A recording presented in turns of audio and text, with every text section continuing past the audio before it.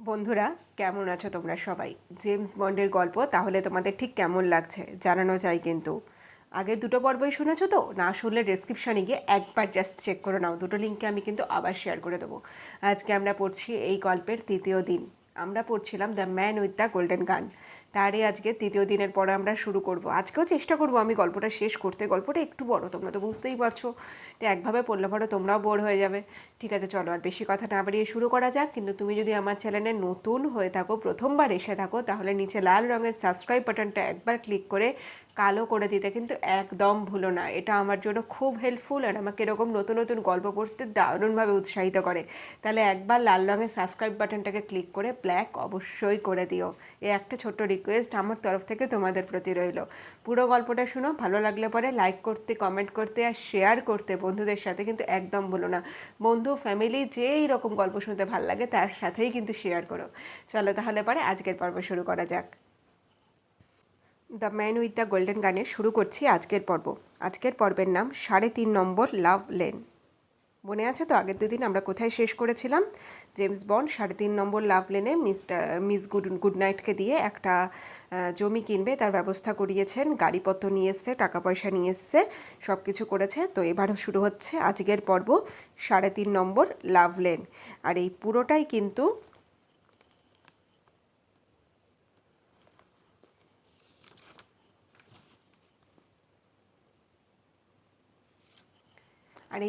কিন্তু সারামাঙ্গাকে ধরার জন্য চলছে হচ্ছে প্ল্যান। যে কিন্তু নাকি জেমস বন্ডের মাথা পুরোপুরিভাবে বিগড়ে দিয়েছিল। জেমস বন্ড এর দিকে গুলিও চালিয়েছিল। ঠিক আছে, তো তারপরে জেমসের চিকিৎসা হয় জেমস বন্ডের, এবং ইলেকট্রিক শক পত্তর বহুত কিছু দেওয়া হয়, এবং জেমস তারপরেতে নিজের পদেতে ফিরে আসে। জেমসের আবার যে গুলি ছোড়া যে তার পরীক্ষা হয়, জেমস ঠিকঠাকভাবে নিশানা করতে পারে, অ্যান্ড দেন সবুজ কালিতে সিগনেচার করে আবার তাকে নতুন করে গোয়েন্দার যে তার যে কাজ ছিল সেই জায়গায় তাকে দেয়, এবং জেমসের মাথা যে ঘুরিয়ে দিয়েছিল তাই জন্য বর্তমানে জেমস প্রচণ্ড রেগে আছে এবং যাচ্ছে হচ্ছে স্কারামাঙ্কাকে ধরতে। তো সেখান থেকেই এবার হচ্ছে নেক্সট পর্ব 3.5 নম্বর লাভ লেন। তো চলো শুরু করা যাক। জামাইকার উত্তর উপকূল যতটা সুন্দর, দক্ষিণ দিকটা ততটা নয়। কিংস্টন থেকে সাভানা লা মারা পর্যন্ত 120 মাইল উঁচু নিচু জমির ওপর দিয়ে রাস্তা চলে গেছে।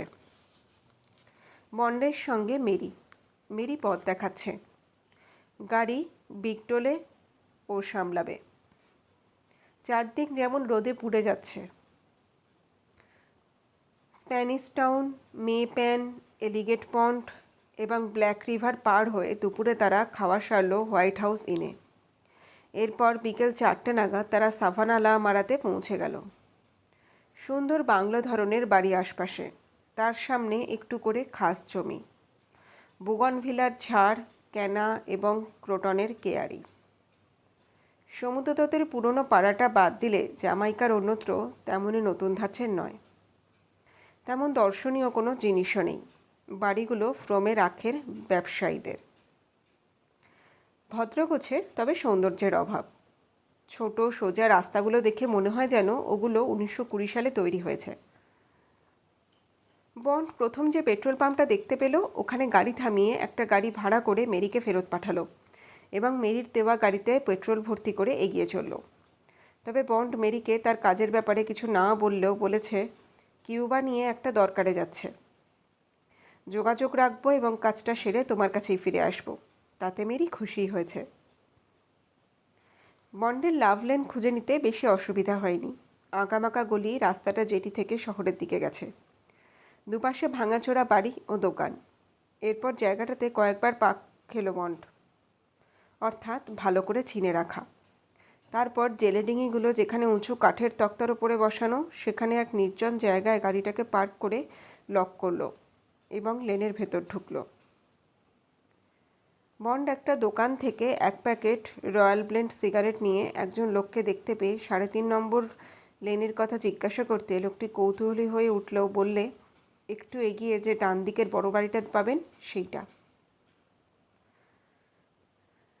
বন্ড লোকটিকে ধন্যবাদ জানিয়ে সিগারেট ধরিয়ে চলেছে। ভাবটা যেন নিছকই ঘুরতে বেরিয়েছে। বাড়িটা খুঁজে পেতে খুব একটা কষ্ট হলো না। ওদিকে একটাই বড় বাড়ি রয়েছে। বন্ড বাড়িটার দিকে তাকালো। বাড়িটা এককালে হয়তো কোনো শাঁসালো ব্যবসাদারের ছিল। এখন এর ভগ্নদশা, ইঁট কাঠ বার করা দোতলা বাড়ি, চারিদিকে টানা বারান্দা, কার্নিশের অনেক জায়গায় ভাঙা, জানলার ঝিলমিলিতে রঙের বালাই নেই। বাড়ির সামনের ফাঁকা জমিতে কতগুলো শুটকো মুরগি এবং 3টে কঙ্কালসার কুকুর চড়ছে। বন্ড এবার বাড়িটার পেছন দিকে এসে দাঁড়ায়। ওখানে একটা সুন্দর ফুলে ভরা গাছ আছে, যা বাড়ির দ্রষ্টুটি যেন ঢাকতে ব্যস্ত। এরপর গাছের ছাওয়ায় রকিং চেয়ারে বসা সুশ্রী একটা মেয়েকে তার চোখে পড়ল। বন্ড এবার সদর দরজার সামনে এসে দাঁড়ালো। এখান দিয়ে কাঠের সিঁড়ি ওপরে উঠে গেছে। বাড়ির গায়ে ঠিকানা লেখা, 3.5 লাভ লেন। রাস্তার অন্য বাড়িতে কোনো নম্বর নেই। একটা রেস্তোরাঁ আছে, তা দেখে বন্ড ঢুকে পড়ল। তেমন ভালো রেস্তোরাঁ নয়। বন্ডকে ঢুকতে দেখে সেই মেয়েটি, যাকে বড় বাড়িটার ছাওয়ায় একটি রকিং চেয়ারে বসে থাকতে দেখেছে, সে প্রবেশ করল। দেখে মনে হয় ওর মধ্যে ছিনা রক্ত আছে। কালো রেশমের মতো চুল, সোনালি ফ্রকটা তার পায়ের সঙ্গে সুন্দর মানিয়েছে।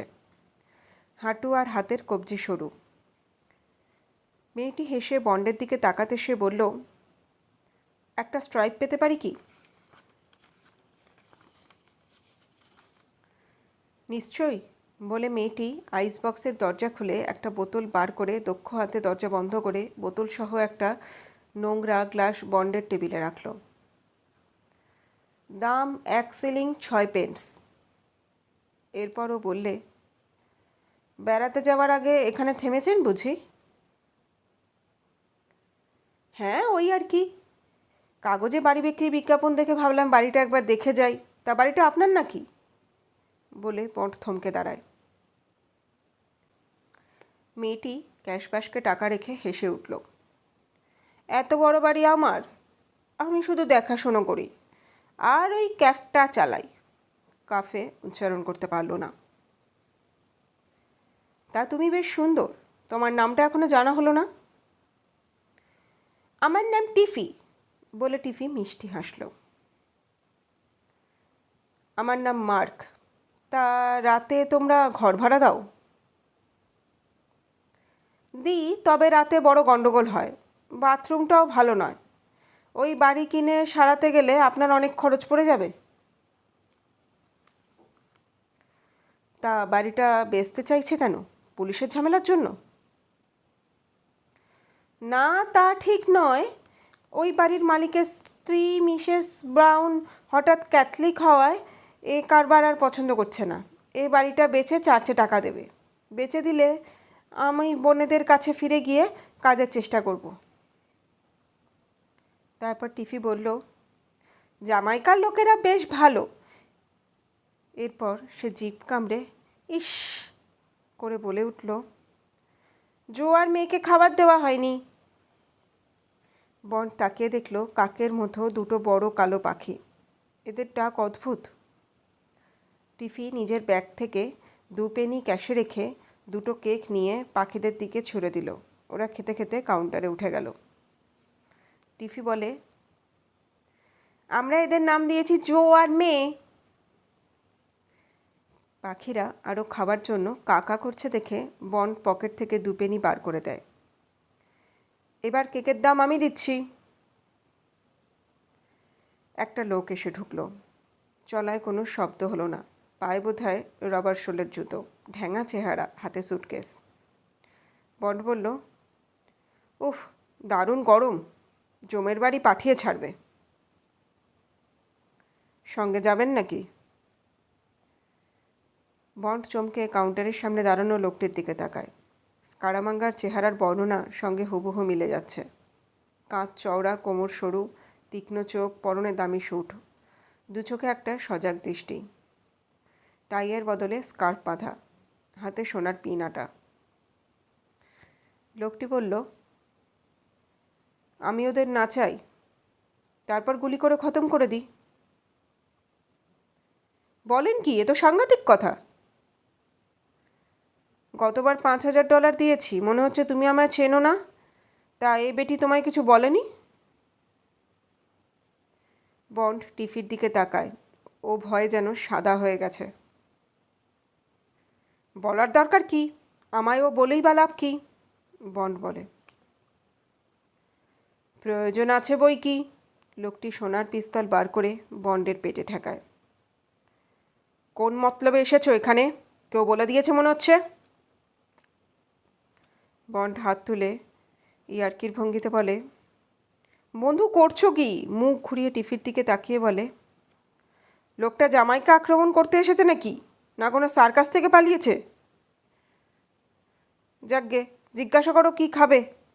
খেলাটা ভালোই দেখিয়েছে বলতে হবে। বন্ড ইচ্ছে করেই ওর আত্মসম্মানে ঘা দিতে চাইল। ওদিকে টিফির মুখ ফ্যাকাশে দেখাচ্ছে।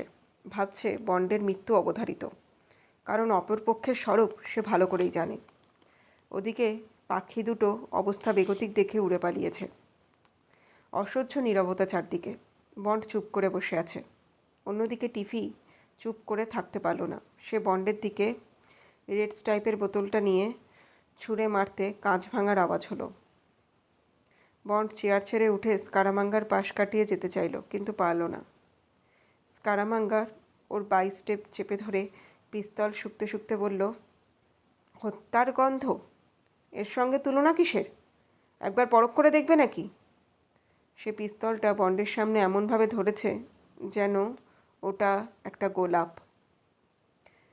স্থির হয়ে দাঁড়িয়ে গেল বন্ড। বলল, হাত ছাড়ুন, ভদ্রভাবে কথা বলুন। চোখ তুলে স্কারামাঙ্গা ভালো করে বন্ডের দিকে তাকালো। তারপর ওর হাত ছেড়ে দিল। বন্ড কাউন্টার ঘেঁষে চলে গেল, উল্টো দিকে থেমে গেল। ওদিকে স্কারামাঙ্গার দৃষ্টিতে ঘৃণা আর কৌতূহল। তারপর বন্ড স্কারামাঙ্গার চোখের ওপর চোখ রেখে বলল, চেষ্টা করে দেখবে? আমি বলবো 1946-এ বার্লিন ভিন্টেজে গেলে ভালো হতো। তখন বোধহয় আপনি নেহাতি ছেলে মানুষ। বন্ড টিফির পাশে হাঁটু গেড়ে বসে প্রথমে ওর ডান গালে, পরে ওর বাঁ গালে আস্তে আস্তে গোটা কয়েক চড় মারল। তাতে কাজ হলো। ভিজে যাওয়া চোখে যেন দৃষ্টি ফিরে এলো। এরপর টিফি অবাক হয়ে বন্ডের দিকে তাকালো। ওদিকে বন্ড একটা কাপড় জলে ভিজিয়ে টিফির মুখ মুছিয়ে দিতে দিতে বলল, ওটো টিফি, মুখটা ঠিক করে নাও। একটু পরেই তোমার খদ্দেররা আসতে শুরু করবে। পিছনের তাক থেকে একটা কাপড়ের ব্যাগ এনে টিফির হাতে দিল। টিফি ব্যাগটা তুলে সামনের দিকে তাকাতে স্কারামাঙ্গার সঙ্গে চোকাচুকি হলো। ঘৃণায় মুখ বেঁকিয়ে স্কারামাঙ্গা বলল, আমি তোমায় শায়েস্তা করছি শয়তানি। অরেঞ্জ হিলের ওদিকে মাদার অ্যাডনাকে গিয়ে কালই সব বলছি।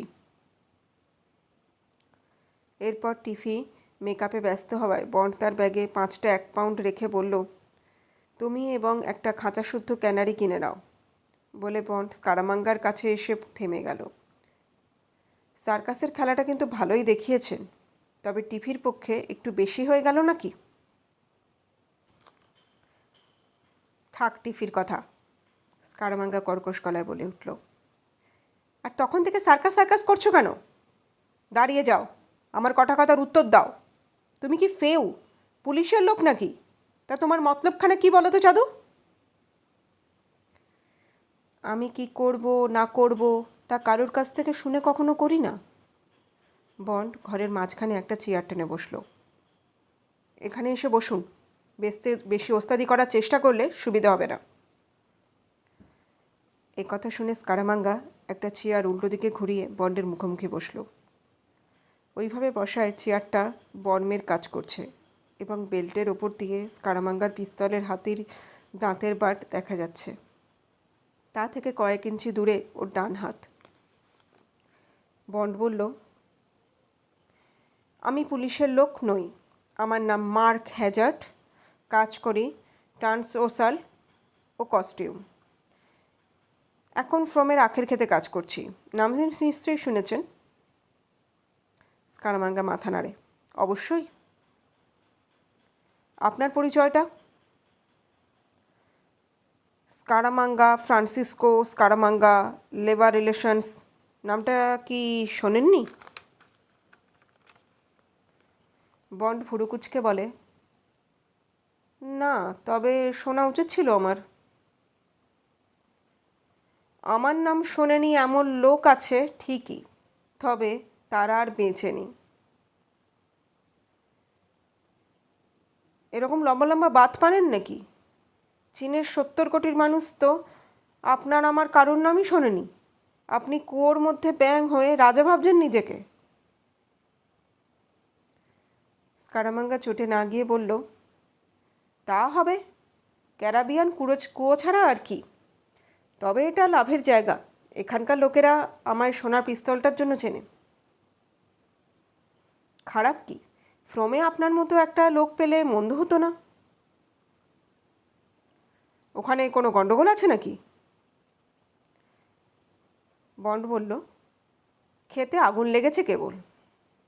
স্কারামাঙ্গা বলল, তাহলে এটাই তোমার কাজ? বন্ড বলল, এরকম কাজে আমি আর আমার কোম্পানি এর খোঁজ খবর করি। স্কারামাঙ্গা, বুঝেছি, পুলিশের লোক না হয়ে তুমি কিছুতেই যাও না, তা কিছুর খোঁজ পাওয়া গেল? বন্ড, গোটা কতক রাস্তাফারি ধরেছি, বড় চেঁচামেচি করছে, ছেড়ে দিতে হবে বোধহয়।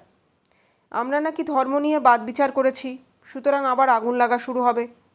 তাই আপনার মতো একজন লোক পেলে ভালো লাগতো, যে গায়ের জোরে কাজ আদায় করে। কি আপনি তাই করেন? স্কারামাঙ্গা কথাটা গায়ে মাখল না, উল্টো বলল,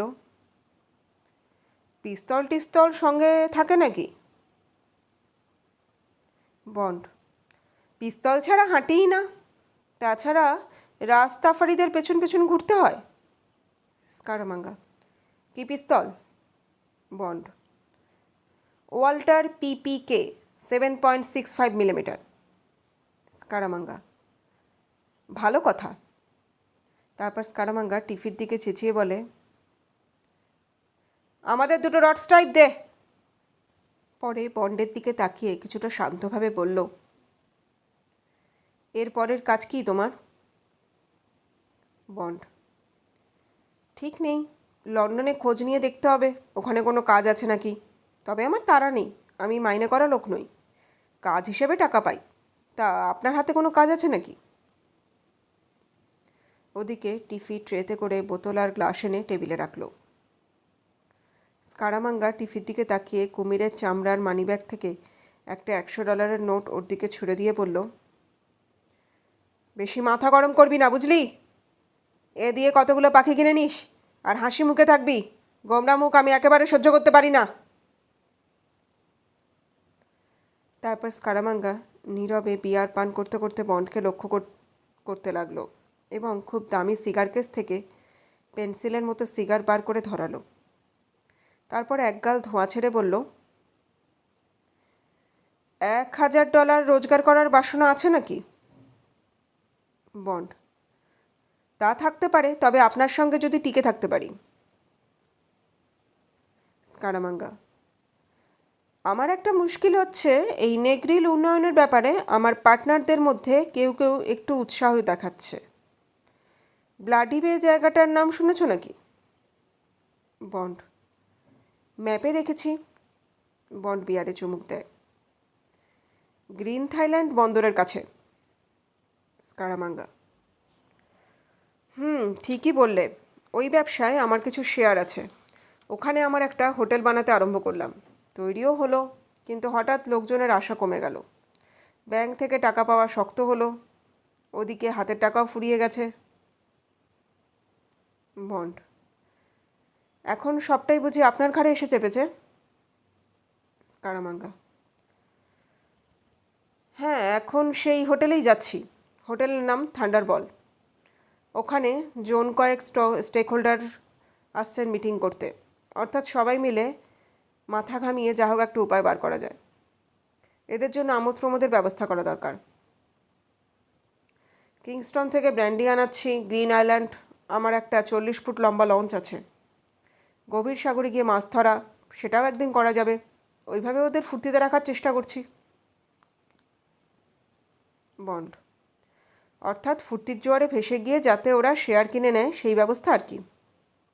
স্কারামাঙ্গা, উল্টোপাল্টা কথা বলো না। স্কারামাঙ্গা রেগে যায়। এর জন্য তোমায় $1000 দেওয়া হচ্ছে না। তবে কিসের জন্য? বন্ডের পাল্টা প্রশ্ন। স্কারামাঙ্গা একটু চুপ করে থেকে বলল, এইসব স্টেক হোল্ডাররা যে সকলেই সাধুপুরুষ তা নয়। আমাদের শেয়ার আছে ঠিকই, তার মানে এই নয় যে আমাদের মধ্যে খুব ভালোবাসা আছে। এদের মধ্যে আমি 2-1জনকে একটু বাজিয়ে দেখব। তুমি দেখবে অন্যরা যাতে রেগে না যায় বা মিটিং পণ্ড করে দেওয়ার চেষ্টা না করে, বরং আমাদের কথা গোপনে কেউ শোনার চেষ্টা না করে। এবং মিটিং চলাকালীন তুমি দরজার কাছে থাকবে, যাতে কেউ ঢুকতে বা কথা শুনতে না পারে। তেমনি আবার ঘরের মধ্যে কোথাও মাইক্রোফোন লুকানো আছে কিনা তাও দেখবে। তুমি নিরাপত্তার ব্যাপারে কাজ করছো বলেই মনে হয়। এই কাজগুলো করতে পারবে? তার মানে আপনার দেহরক্ষী, বন্ড হেসে বলে। হতে হবে আপনার বডিগার্ড। এতে হাসবার কি আছে? স্কারামাঙ্গা রেগে যায়। 3-4 দিন থান্ডাবালের মতো ফার্স্ট ক্লাস হোটেলে রাজার হালে থাকবে, তারপর $1000 পাবে। খারাপ কি শুনি? বন্ড ও কথার কোনো রকম মন্তব্য না করে ভাবে, একটা সম্পূর্ণ অচেনা লোককে এরকম গুরুত্বপূর্ণ কাজের ভার দিতে চাইছে। এর মধ্যে কোনো রকম চাল নেই তো? সে কোনো রকম বোকামি করে ফেলছে না তো? এই কাজটা কোনো স্থানীয় লোককে দেওয়া যেত না? কিংবা কোনো পুলিশ কাজ করা লোককে? না দিলে হয়তো একটু অসুবিধে ছিল। এইসব লোকের হয়তো স্থানীয় হোটেলওয়ালাদের সঙ্গে ভাব থাকতে পারে। তাছাড়া তারা নিগ্রিলের ব্যাপারে নাক গলাতে পারে। তবে এটা ঠিক, এই কাজ নেওয়া মানে স্কারামাঙ্গার একেবারে কাছে কাছে থাকা। এটাও কি একটা কম লাভ? দেখাই যাক না ভাগ্য তাকে কোথায় নিয়ে যায়। বন্ড কথা ঘুরিয়ে বলল, আপনার মতো দক্ষ লোকের বডিগার্ড হব সেই ভেবেই হাসছিলাম। যাক, আমি এ কাজ নিতে রাজি আছি। আমার গাড়িটা কিন্তু রাস্তায় দাঁড় করানো আছে। স্কারামাঙ্গা সোনার হাতঘড়ির দিকে তাকিয়ে বলল, আমার গাড়ি 6:32 আসার কথা, এতক্ষণে নিশ্চয়ই এসে গেছে। চলো যাওয়া যাক। শুধু একটা কথা মনে রাখবে যে একটুতেই আমার মেজাজ বিগড়ে যায়। হ্যাঁ, তা তো দেখতেই পাচ্ছি। আপনি পাখি দুটোর ওপরে যেভাবে অকারণে খেপে গেলেন, আর তাতেই টিফি বেচারা। তবে আমাদের দুজনের মেজাজ খারাপ হওয়ার কোনো কারণ দেখতে পাচ্ছি না। যাক ও কথা। স্কারামাঙ্গা তার সুটকেসটা তুলে নেয়। দেখতে সাধারণ কিন্তু দামি। চলো এবার।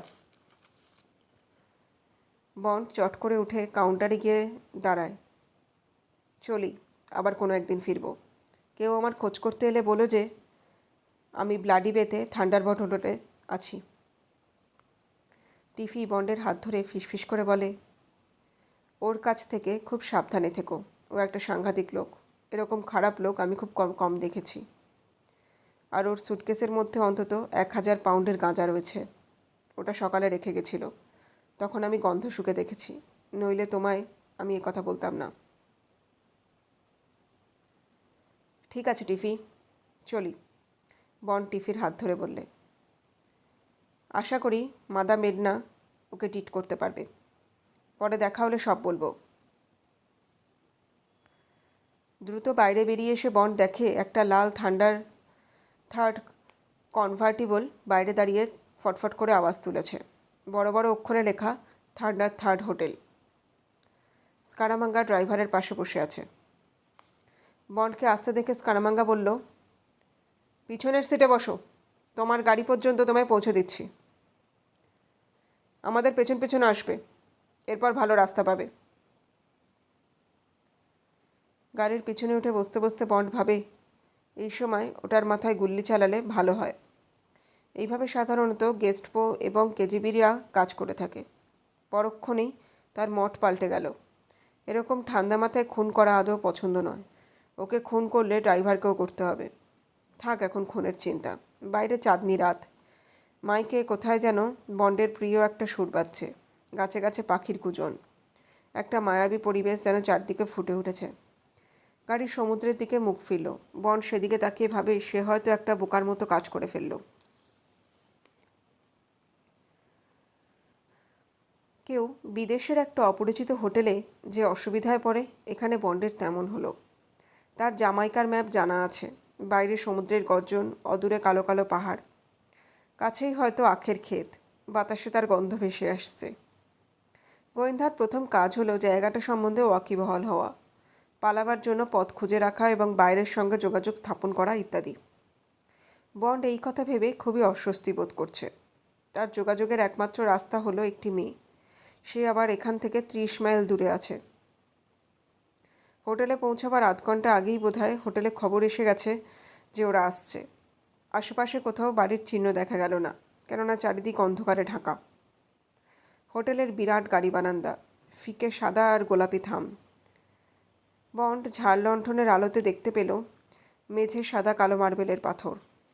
তারপর গাড়ি গেটের কাছে দাঁড়াতে কালো প্যান্ট এবং লাল কোট পরা জামাইকান কর্মচারীরা বেরিয়ে এলো এবং স্কারামাঙ্গার দিকে আলাদাভাবে তাকিয়ে ওদের হাত থেকে সুটকেস দুটো নিয়ে নিল। এরপর স্কারামাঙ্গা বন্ডকে খাতায় সই করে তার নামধাম লিখতে বলল। বন্ড তার 2 নম্বরই পরিচয় সব লিখল। ওদিকে স্কারামাঙ্গা হোটেলের ম্যানেজারের সঙ্গে কথা বলছে। ছেলেটি অল্প বয়সী, আমেরিকান, ঝকঝকে চেহারা। তারপর স্কারামাঙ্গা বন্ডের দিকে তাকিয়ে বলল, তোমার রুম 24, আমি 10 নম্বরে আছি। তোমার যা লাগবে রুম সার্ভিসের কাছে চেয়ে নিও। কাল সকাল 10টা নাগাদ দেখা হবে। বাকি লোকেরা সবাই কাল দুপুর নাগাদ কিংস্টনে পৌঁছে যাবে। ঠিক আছে, চলি তাহলে। স্কারামাঙ্গার দিকে তাকিয়ে বন্ড মাথা নাড়ল। তার মনে হয় না যে তার আরামের জন্য ওই মানুষটার একটুও চিন্তিত। একটা ছোকরা বেয়ারাকে অনুসরণ করে বন্ড চলেছে। বাঁ দিকের বারান্দাটা নীল কার্পেটে মোড়া। চারদিক থেকে রং এবং কাঠের গন্ধ ভেসে আসছে। এর শেষ প্রান্তে বন্ডের ঘর। তার ঘরের সামনেই 10 নম্বর ঘর। ছোকরা বেয়ারাটা ঘরটা খুলে দিতে এয়ার কন্ডিশনের ঠান্ডা হাওয়া বেরিয়ে এলো।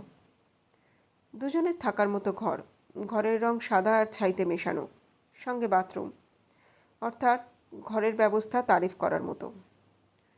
বন্ড ঘরের পর্দা সরিয়ে ডান দিকে একটা জানলা খুলল।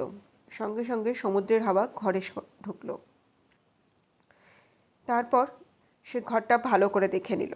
জোড়া বিছানার কাছেই একটা বিরাট ছবি, জামাইকান বাজারের। কিছুটা সন্দেহজনক। ছবিটা সে খুলে দেখল, ওর পেছনে কিছু নেই। তারপর তার দৃষ্টি যায় সদৃশ্য টেলিফোনটার দিকে। ওটা সে বিছানার ওপর এমনভাবে উপুর করল যাতে রিসিভার না সরে যায়। তারপর ছোট্ট একটা ছুরি দিয়ে পেছনটা খুলে ফেলল এবং সে যা ভেবেছিল ঠিক তাই দেখতে পেল।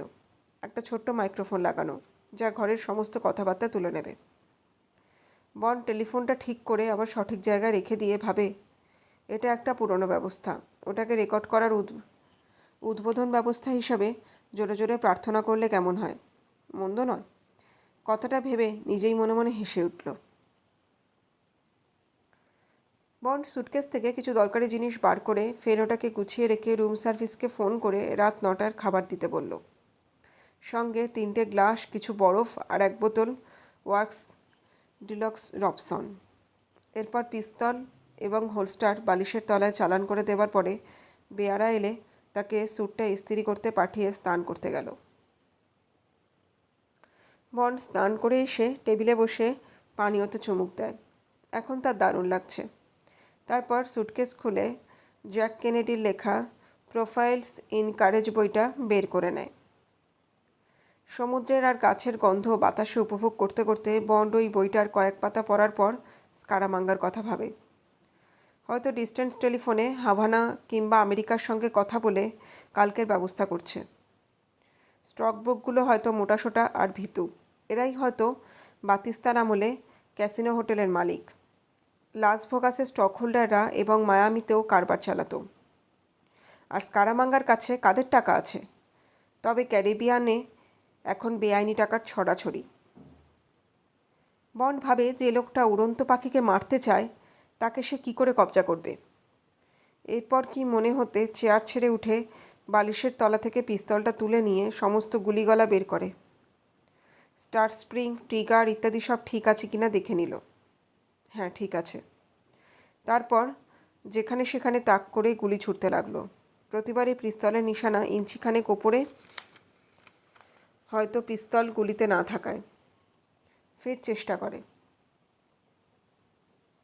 এবার ঠিক হতে পিস্তলটা বালিশের তলায় রেখে ওই বইটা নিয়ে আবার বসে। ইতিমধ্যে খাবার এলো।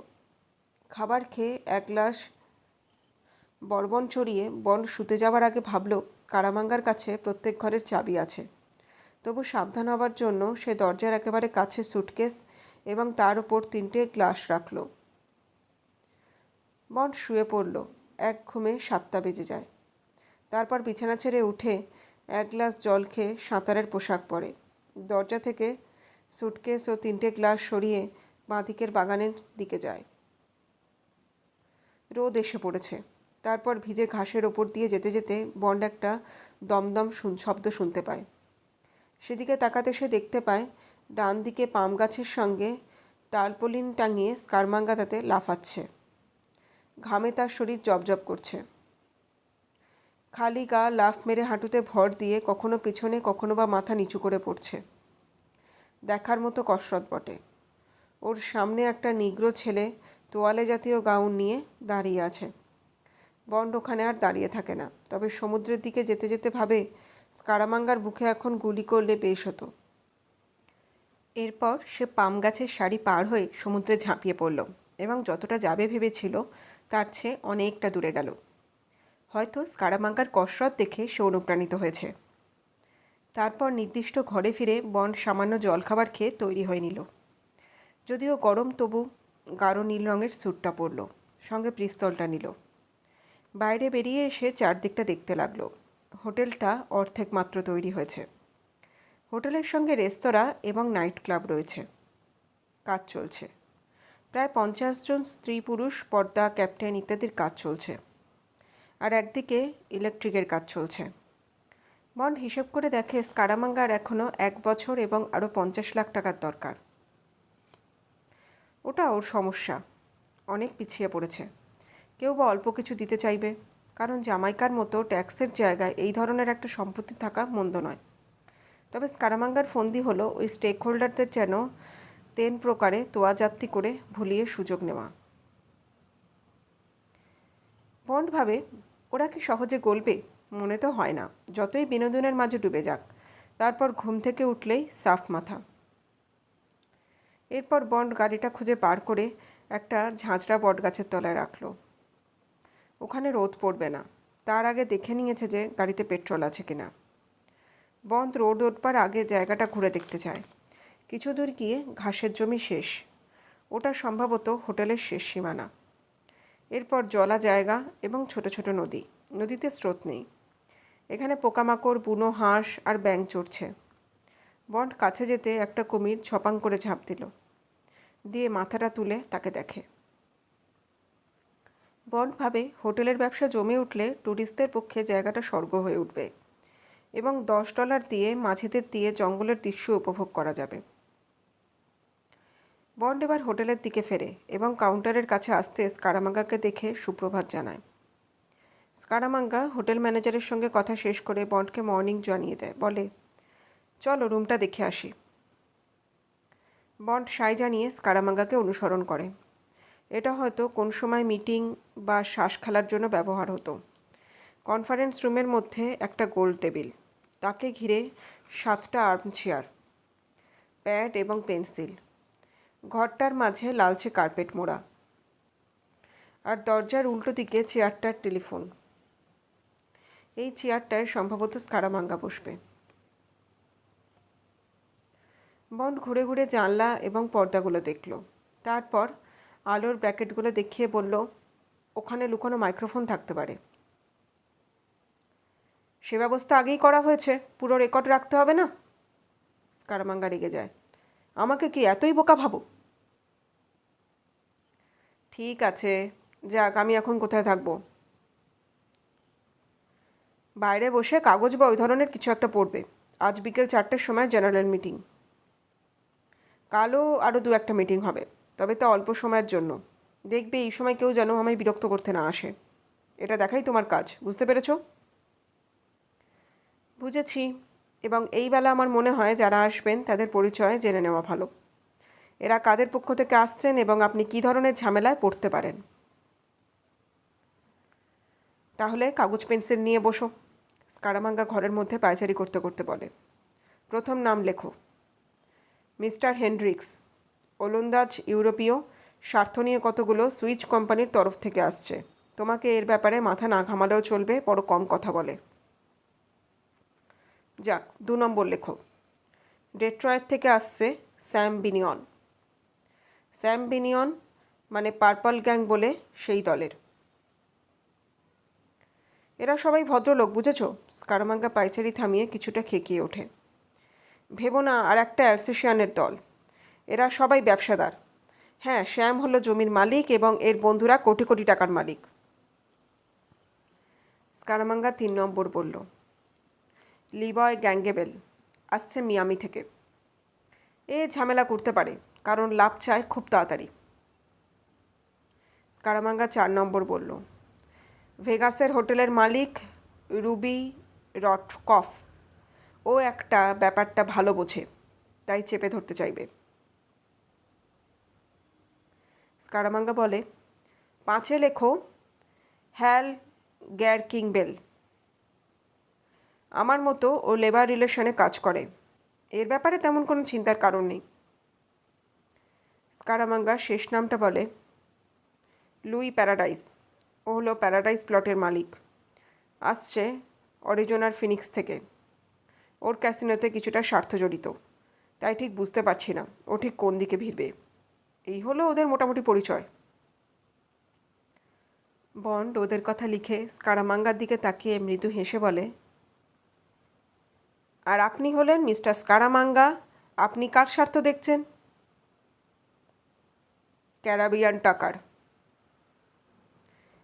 বন্ড এর উত্তরে কি যেন বলতে যাচ্ছিল, তা বুঝতে পেরে স্কারামাঙ্গা রেগে গিয়ে বলে, আমার ব্যাপারে বেশি নাক গলাতে যেও না, তাহলে পরে কিন্তু পস্তাতে হবে, তা এক্ষুনি বলে দিচ্ছি।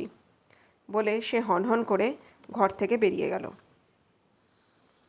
বন্ড এবার লিস্টের দিকে তাকায়। এদের মধ্যে যে নামটা দেখে সে সবচেয়ে আকৃষ্ট হলো সেটা মিস্টার হেনড্রিক্স। অক্ষরের মধ্যে যেন একটা গুন্ডামির ছাপ। ইউরোপের স্বার্থ নিয়ে নাকি আসছেন, ওটা কি ওর আসল নাম? বন্ড প্যাড থেকে 3টে পাতা ছিঁড়ে নিল, যাতে পেন্সিলের এতটুকু ছাপ নেই। এরপর সে বাইরে বেরিয়ে এসে দেখে বেজায় মোটা একজন লোক ঘর্মাক্ত কলেবরে ডেস্কের দিকে এগিয়ে আসছে। তার ওপর পড়েছে একটা মোটা স্যুট। একে দেখে জার্মান দাঁতের ডাক্তার, সুইস ব্যাংকের ম্যানেজার, নয়তো অ্যান্টওয়ার্পের হীরের ব্যবসায়ী বলে মনে হয়। ফ্যাকাশে চৌকো মুখে কোনো ব্যক্তিত্বের চিহ্ন নেই। তারপর ভারী ভিপক্রেসটা ডেস্কের ওপর নামিয়ে রেখে ইউরোপীয় টানে কথা বলে, আমি হেনড্রিক্স, আমার জন্য বোধহয় একটা ঘর থাকার কথা। একে একে গাড়িগুলো এসে হোটেলের লনের সামনে দাঁড়ালো। তাদের দেতো হাসি হেসে অভ্যর্থনা জানালো স্কারামাঙ্গা। কেউ হ্যান্ডশেক করলো না। স্কারামাঙ্গাকে কেউ পিস্তল, কেউ বা শুধু এস বলল।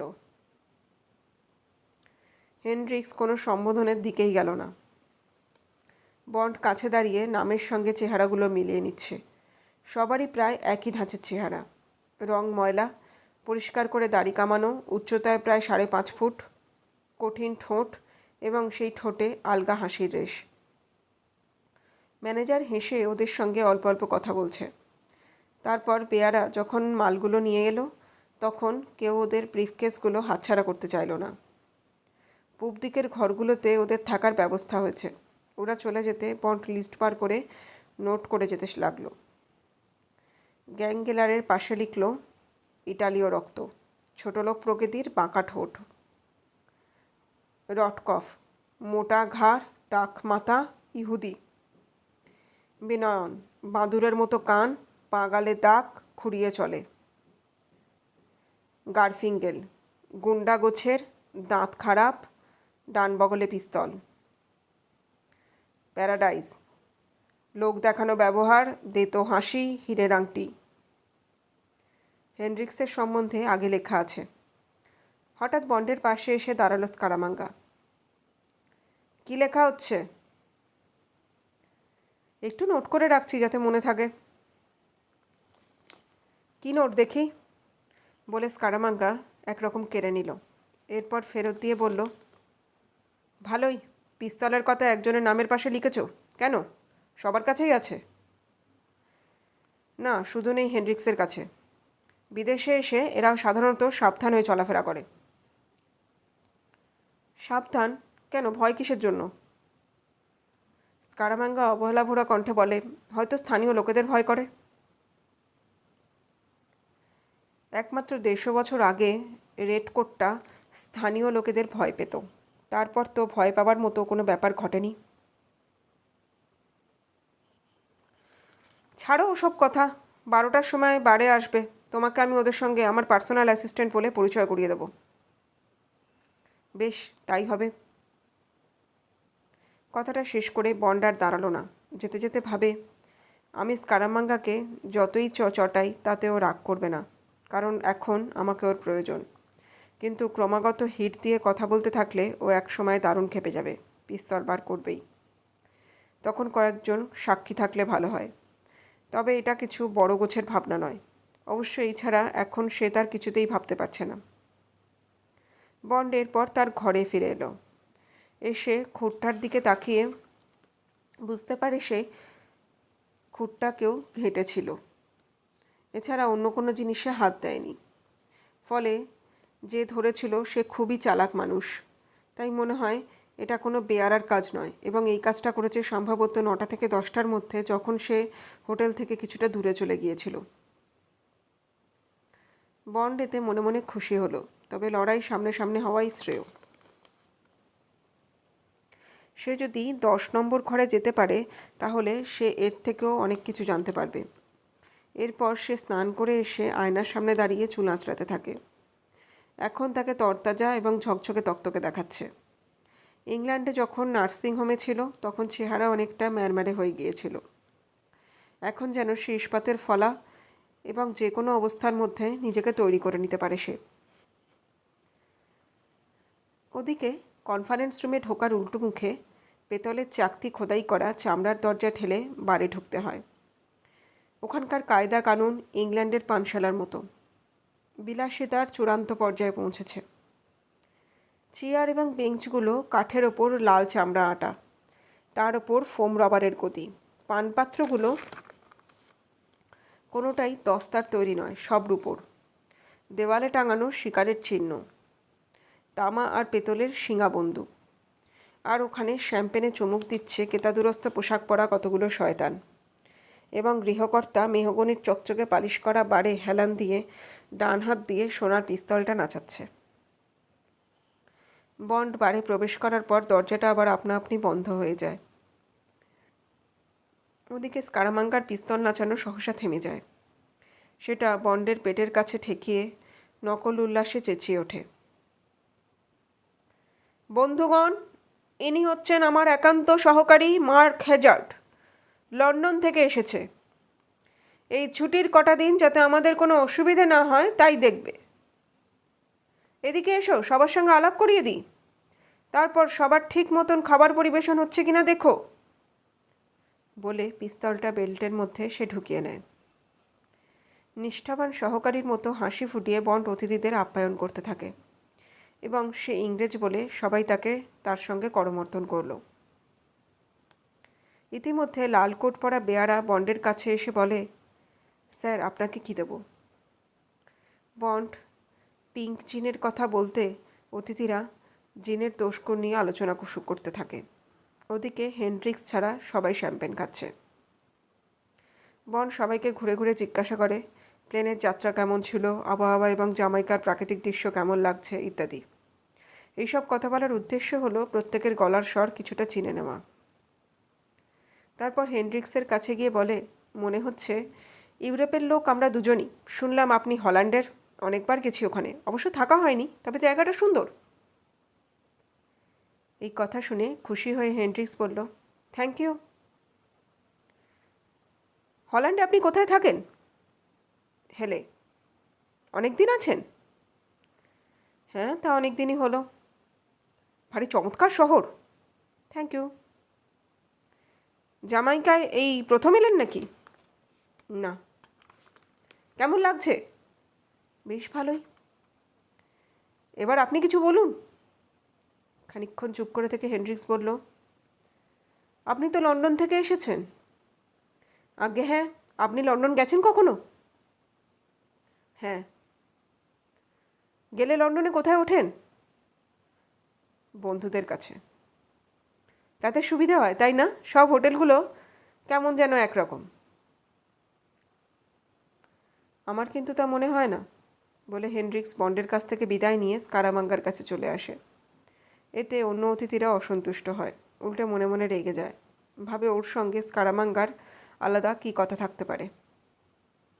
বন্ড ওদের ভাবগতিক লক্ষ্য করে অন্য অতিথিদের সঙ্গে গল্প জুড়ে দিয়েছে, কিন্তু ভাবছে হেনড্রিক্স হয়তো মাফিয়া নয়তো কেজিবির লোক, বাকি 5 জনও হয়তো জানে না ও কোন গোষ্ঠীর লোক। 2টো টেবিলে খাবার ব্যবস্থা হয়েছে, প্রত্যেক চেয়ারে আলাদা আলাদা সবার নাম লেখা আছে। টেবিলের মাথায় গৃহকর্তা হিসেবে স্কারামাঙ্গার নাম, অন্য টেবিলটায় বন্ড বসেছে। খেতে খেতে নানা রকম মামুলি কথাবার্তা হচ্ছে। এক সময় বেজার মুখে রটকফ খাবারের দিকে তাকিয়ে বলল, লাভের মধ্যে এই। কথাটা লুফে নিয়ে হেনড্রিক্স বলল, আগেই বলেছিলাম এই হতভাগ্য জায়গায় টাকা ঢালবার কোনো মানে হয় না। দেখো আমার কথা ঠিক কি না? 3 বছর কেটে গেল, এখনও সেই একই তলারেই পড়ে রয়েছে। দ্বিতীয়বারের মধ্যে মর্টগেজও শেষ। সুতরাং আমাকে যদি বলো। তারপর আয় ব্যয়ের কথা নিয়ে এক জটিল আলোচনা চলতে থাকে। এখানে বন্ডের কোনো ভূমিকা নেই, স্কারামাঙ্গাও চুপ করে আছে। তাছাড়া এমনিতেই সে কম কথার মানুষ। এদের দেখে বন্ড ভাবে এইসব লোকেদের কি করে আমোদ আহ্লাদের মাঝে ভরিয়ে তোলা যায়, সে এক সমস্যা। অন্তত স্কারামাঙ্গার ইচ্ছে তো সেই রকমই। তারপর খাওয়া দাওয়ার পাট চুকিয়ে অতিথিরা যে যার নির্দিষ্ট ঘরে চলে যায়, কিন্তু বন্ড সমুদ্রের কাছে গিয়ে একটা পাম গাছের তলায় বসে। নিরালা ঘরে তার এখন আদৌ ভালো লাগছে না। বন্ড সামনের দিকে তাকায়, কাঁকড়ারা যেন ইকিরমিকির খেলছে। বন্ড জামাইকান সিডার গাছের একটা ডাল নিয়ে টুকরো টুকরো করতে থাকে। বন্ড ভাবে এখন মেরি কি করছে, হয়তো কিংস্টনের কোনো বাড়িতে দিবানিদ্রায় মগ্ন। এক সময় তার দু চোখে একটা তন্দ্রার ভাব নেমে আসে। তারপর যখন ঘুম ভাঙল তখন বন্ড ঘড়িতে দেখে 3:30 বাজে, বড্ড দেরি হয়ে গেছে। এরপর তাড়াতাড়ি হোটেলে ফিরে স্নান করে কাঠের টুকরোগুলো যে কাজের জন্য এনেছিল তা পরীক্ষা করে বারান্দা দিয়ে হলঘরের দিকে হেঁটে যায়। সহসা ডেস্কের পেছন থেকে ছিমছাম চেহারার ম্যানেজার বেরিয়ে এসে ডাকল, মিস্টার হ্যাজার্ড। বন্ড যেতে যেতে থমকে দাঁড়ায়। বলুন। আপনার সঙ্গে আমার সহকারী মিস্টার ডেভিসের বোধহয় আলাপ হয়নি। মনে হয় না। আপনি কি আসবেন আমার সঙ্গে? উনি ওখানে আছেন। পরে এলে হয় না? এক্ষুনি কনফারেন্স শুরু হবে। হঠাৎ ম্যানেজার এক পা এগিয়ে বন্ডের খুব কাছে এসে বলল, মিস্টার বন্ড, উনি এক্ষুনি আপনার সঙ্গে দেখা করতে চান। নিজের আসল নামটা শোনার সঙ্গে সঙ্গে বন্ড যেন একটা প্রচণ্ড ধাক্কা খেল। তাই সে একদৃষ্টিতে অপরপক্ষের দিকে তাকিয়ে রইল। বন্ড ভাবে, কাছের জিনিসকে মানুষ বুঝি হঠাৎ চিনতে পারে না। এবার 2 গুপ্তচর দুজনকেই চিনতে পারল। তারপর ম্যানেজার বলে, খুব তাড়াতাড়ি কিন্তু। তারপর ম্যানেজার চারদিকটা একটু ভালো করে দেখে নিয়ে ডেস্কের পেছন দিকের দরজাটা খুলে দিল এবং বন্ড ঢুকে যেতেই সেটা আবার বন্ধ হয়ে গেল। বন্ড রোগা, লম্বা এবং রুক্ষ চেহারার একটি লোককে দেখতে পেল। লোকটার একটা হাত ঠিক আছে, অন্য হাতে স্টিলের হুক লাগানো। তারপর হাসতে হাসতে বলে, ব্যাটা তুই এখানে? সেই হাসি লোকটারও মুখে লেগে আছে এবং সেইভাবেই বলে, অধমের নাম ফেলিক্স লিটার, অ্যাকাউন্টেন্ট। এখন থান্ডারবার্ড হোটেল আমাকে ধার নিয়েছে মর্গ্যান গ্যারান্টি ট্রাস্টের কাছ থেকে। আনন্দিত হয়ে বন্ড ড্রেক্স থেকে কয়েকটা পত্রিকা তুলে নিয়ে দেখে মিস্টার গ্যাঙ্গেরেল আসছে। দেখে সে হাতজোড় করে নমস্কার জানালো। কোনো উত্তর পেল না। বন্ড গ্যাঙ্গেরেলের পেছন পেছন এগোতেই কনফারেন্স রুমের প্রবেশপথে স্কারামাঙ্গাকে দেখতে পেল। স্কারামাঙ্গা বন্ডের দিকে তাকায়। আমরা সবাই ঢুকে গেলে দরজাটা বন্ধ করে দিও, কেউ যেন না ঢুকতে পায়। হোটেলের রসাতলে গেলেও। খাবারের কাছে একটা বেয়ারা দাঁড়িয়েছিল, ওই দিকে দৃষ্টি ফিরিয়ে বলল, জো, এখন চলে যাও, না ডাকলে আসবে না। এরপর অতিথিদের দিকে তাকিয়ে বলে, এবার তাহলে বসা যায়? আগে স্কারামাঙ্গা এবং তার পিছু পিছু দুজনে গিয়ে ঘরে প্রবেশ করল। কে কোথায় বসছে তা এক নজর দেখে নিয়ে বন্ড দরজাটা বন্ধ করে দিয়ে বাইরের দরজাটাও আটকে দিল। এরপর শ্যাম্পেনের একটা গ্লাস তুলে নিয়ে দরজার কাছে একটা চেয়ারে এসে বসলো এবং গ্লাসের মুখটা দরজার একটা কবজার সঙ্গে সেটে নিচের দিকটায় কান লাগিয়ে থাকলো। অ্যাম্প্লিফায়ারের মধ্যে দিয়ে হেনড্রিক্সের গলা শোনা যায়। আমি এবার ইউরোপে আমার ওপরওয়ালাদের কী বক্তব্য পেশ করছি? গলাটা একটু থামতেই বন্ড তাড়াতাড়ি করে ভালো মানুষের মতো এক লাফ দিয়ে পত্রিকাগুলো নিয়ে নাড়াচাড়া করতে থাকে। হঠাৎ এক হ্যাঁচকা টানে দরজাটা খুলে গেল। তারপর স্কারামাঙ্গা চাবির রিং ঘোরাতে ঘোরাতে বন্ডকে নিরীক্ষণ করে দেখল। ঠিক আছে, এমনি একটু দেখছিলাম বলে এক লাথি মেরে দরজাটা আবার বন্ধ করে ভেতরে চলে গেল। ইচ্ছে করেই বন্ড একটু শব্দ করে দরজাটা লক করে দিয়ে আবার আগের মতো কথাবার্তা শুনতে থাকলো। আবার হেনড্রিক্সের গলা। চেয়ারম্যানকে আমি একটা জরুরি খবর জানাতে চাই। বিশ্বস্ত সূত্রে আমি খবর পেয়েছি জেমস বন্ড নামে একটা লোক এখানে চেয়ারম্যানের খোঁজে এসেছে। ব্রিটিশ সিক্রেট সার্ভিসের লোক। ওপরওয়ালাদের মতে লোকটি মোটেই সুবিধার নয়। মিস্টার স্কারামাঙ্গা, আপনি কি এই লোকটির কথা শুনেছেন? এই কথা শুনে স্কারামাঙ্গা তাচ্ছিল্যের উত্তর দেয়, শুনিনি, তবে ওতে আমার কিছু এসে যায় না। এই তো দিন দশেক আগে একটা লোক আমার খুব কাছে আসতে চেষ্টা করছিল। সেখানে তখনই তাকে খতম করে ট্রিনদাদের আলকাতরার হ্রদে ফেলে দিয়েছি। লোকটার নাম হলো রস। যাক, এর পরের বিষয়ে আসা যাক মিস্টার হেনড্রিক্স। হেনড্রিক্স বলল, সাবোটেজের ব্যাপারে আমাদের দলের কর্মপন্থা কী? 6 মাস আগে হাভানাতে যখন আমাদের সভা বসে তাতে ঠিক হয়েছিল যে কিছু কিছু সুবিধের পরিবর্তে আমরা ফিডেল কাস্ট্রোকে সাহায্য করব। ওদিকে ঝড়ের ফলে আখের ক্ষতি পূরণ হিসাবে পৃথিবীর বাজারে চিনির দর বাড়িয়ে রাখব। কিন্তু এতে আমি ভোট দিইনি। এরপর জামাইকা এবং ট্রিনিদাদে আখের ক্ষেতে আগুন লাগার খবর পাওয়া যায়। এই সম্পর্কে কয়েকটা খবর আমাদের ওপরওয়ালাদের কানে এসেছে। তারা শুনেছে আমাদের দলের কয়েকজন সদস্য। পাতা উল্টাবার খসখস শব্দ হয়।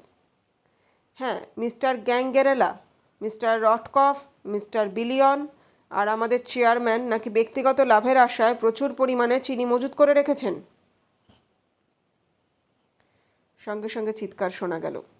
সবার গলা ছাপিয়ে গ্যাংগেরেলার গলা। কেন লাভের জন্য মজুত করব না? লাভ করাই তো আমাদের মুখ্য উদ্দেশ্য। আর ওপরওয়ালাদের মধ্যে কে বলেছে যে চিনির দাম কমাতে চাইছে? আমার মনে হয় ওরকম জিনিসে একমাত্র আগ্রহী থাকবে রাশিয়া। তবে ওরা দারুণ চালু। তারপর মুখ বিকৃতি করে সে বলে, আপনাদের ওই ওপরওয়ালাদের মধ্যে কেউ হয়তো ক্রেমলিনের বাসিন্দা, তাই না?